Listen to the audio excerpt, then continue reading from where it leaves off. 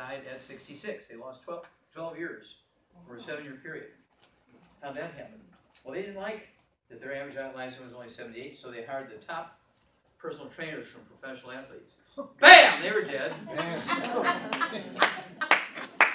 They put machines in their limos so they could exercise from home to work, work to home. They put exercise machines in their offices. They put exercise machines in their homes. They made them work out 6 hours a day, like working in the fields. Most expensive laboratory animals ever. Billionaires. Now, I actually have a CD by the name of title, What Kills Billionaires? And I let them use that title to give me the data when they gave me the data for everything. So if you want to have some fun, get that CD, What Kills Billionaires? Doctors. Okay, I wonder what Steve Jobs' parents thought when they buried him at age 56. I wonder what Satoru Iwata's parents thought when they buried him at age 55. Another billionaire. I wonder what Vice President Joe Biden thought when he buried his son Beau Biden at age 46. I wonder what the king of Dubai thought when they buried his son, who is the heir apparent. He was going to be the king when the father died. And you can see by looking at him, he's an exercise buff. And he dropped dead of a cardiomyopathy heart attack while he was running. You know the cause, simple mineral deficiency, at age 33. Wow. And this happened like 3 weeks after I gave my United Nations talk. And so the ambassadors, they were on the phone to me. And so we'll be dealing with that here pretty soon. And there's former President Jimmy Carter, past President Jimmy Carter. His grandson Jeremy died at 28 from a cardiomyopathy heart attack. See, it doesn't matter if you're politically connected, or if you're fit, or if you are rich. If you're missing these nutrients, you're dead. You'll be burying your kids and your grandkids. I don't know how to communicate any better. I just hope I have a better record of success than Noah did. Okay? Yeah. Same with Rick Warren, very famous pastor, very famous author, A Purpose-Driven Life, great book, saved many people. But I believe I know why his son committed suicide. There was never anything published about this. It was very quiet. He committed suicide. That was it. I saw one reference to it. How many of you ever heard of Charlie Rose on PBS? Yeah. A great guy. He's been around PBS a long time. Great interviewer. Very fair, but gets the answers. And I forget where I was. I was in a hotel room, and I'm watching. I'm working on some of my stuff on the computer. I'm watching it. And here comes Pastor Rick Warren's going to get interviewed by Charlie Rose. Two great men. So I said, I'm going to listen to that. So I turned off the mute. I'm listening to it, stopped my work. And Charlie Rose, this was like 6 months after Matthew committed suicide. He says, well, Pastor Warren, we're so thankful you came for the interview here. You know, we appreciate your situation. Your son, you lost your son 6 months ago.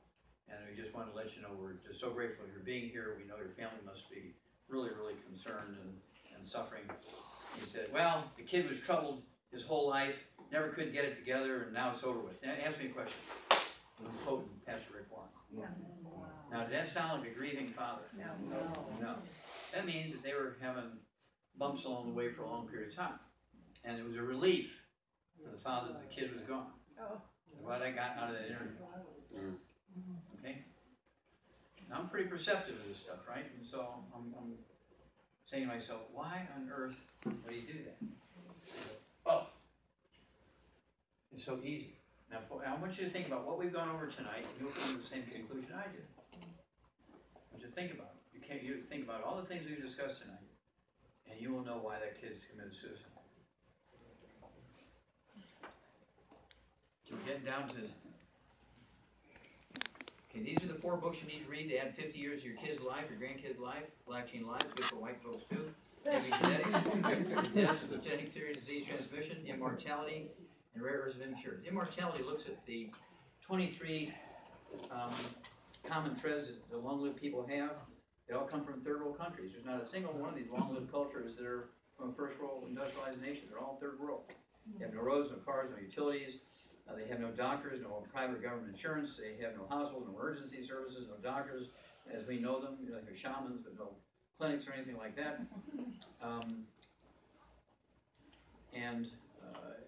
They're very primitive. They're still hunter-gatherers and herdsmen and stuff like that. You know, it's just very, very primitive stuff. Yet they're the longest-lived peoples on Earth.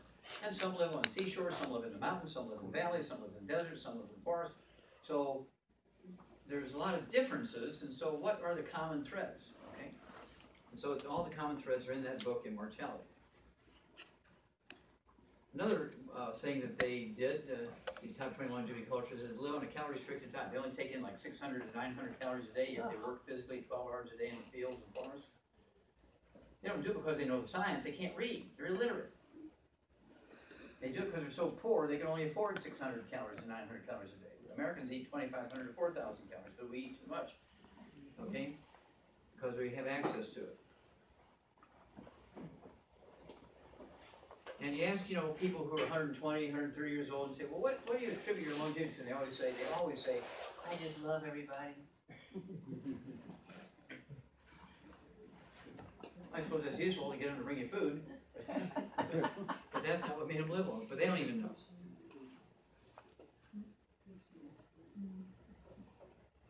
I have to go at a certain pace here. If I go too fast, it freezes for a minute.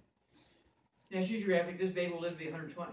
Time Magazine, this baby could live to be 142 years old. National Geographic, this baby will live to be 120. It's the same issue, May 2013, both National Geographics.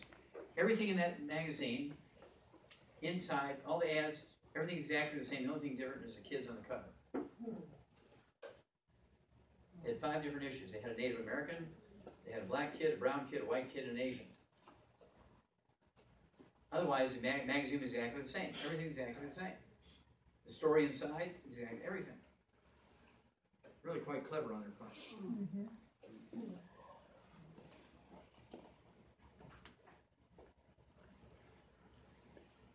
The longest lived people on Earth are these people, the Hunzas. They live at 13,000 foot elevation in the Hunza Valley in the Karakoram Mountains. 13,000 foot elevation. And they live in the biblical land of flowing with milk and honey. Actually, it came from the place, it's written up in the Bible, the Old Testament is a land flowing with milk and honey. These peoples are very interesting. They're farmers, obviously third world, okay? Very primitive. Yet they're the longest lived people on Earth. Every group that looks for the longest lived people, they use different criteria, they always come to these people, okay? At 13,000 feet, there's what's called the Giltar Glacier. It's a mile long, and all the water that comes out from underneath it looks like milk. It's called glacial milk. How many have heard of the word glacial milk? It's the water that comes out from underneath glaciers, what it looks like. Well, the glacier at 13,000 foot elevation is grinding up limestone. And so the suspended limestone dust in there makes it look like milk.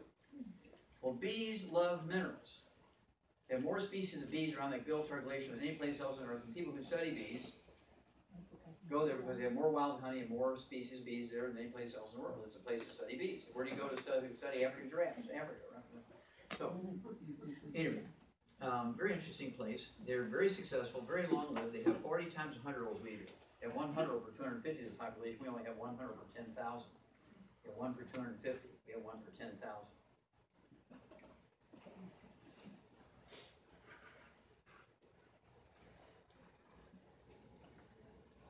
This gal's the lead singer in a rock group from Okinawa. She's 97 years old. I just love her energy. This one just came out in the newspaper in January of this year. They claim that she's 191. They're in the process of getting soil samples and hair analyses and blood tests and everything like that and see if we can determine if that's correct or not. They're tracking her back through, obviously, like 5 generations and so forth. And people remember her and so forth, so we'll see. But this just came out in the newspaper. This guy is well documented. Born in 1677, died May 6, 1933, and his full obituary from the New York Times is in the book Rare Earth Wind Cures. It takes up a full page. It's a great obituary. Okay, we're down to the last little bits here now. Your body requires 90 for life. How long do you require the 90? For life. For life. How long do you need water? For life. How long do you need oxygen? For life. How long do you need the 90 essential nutrients? For life. We need 16 minerals, 16 vitamins, 12 amino acids, 3 fatty acids, and these are required for your genes, your DNA, your RNA, your telomeres to maximize their genetic potential for health and fending off disease and longevity and function and all the stuff you're supposed to be able to do. Okay? Just like the baby Huey group of ducks. You get everything you need, your genes are going to perform at their 100%. If you only get 10% of what you need, you're not going to get there. In order to maximize genetic potential, you need the 90 essential nutrients.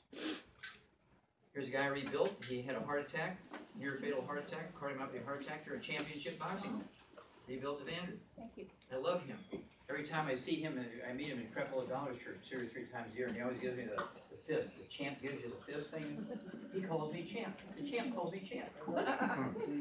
He saved his life. And then Danny Glover, he stopped making action movies because he had back problem and rebuilt him. Now he's making action movies again. Same thing with Pat Boone. He's out on the road singing in his white tuxedo. Just a great, great guy. He was reduced to making a living by selling walk-in bathtubs. Yeah. You don't see him on there anymore. Now he's out full time on the road doing his tours again. 90 for life. Same with Willie Nelson. Rebuilt his hands. He couldn't play the guitar 10 years ago. He couldn't close his hands or open his hands. So now he can play the guitar full bore. Same way with Drew Pearson, the Hail Mary pass. Remember when Roy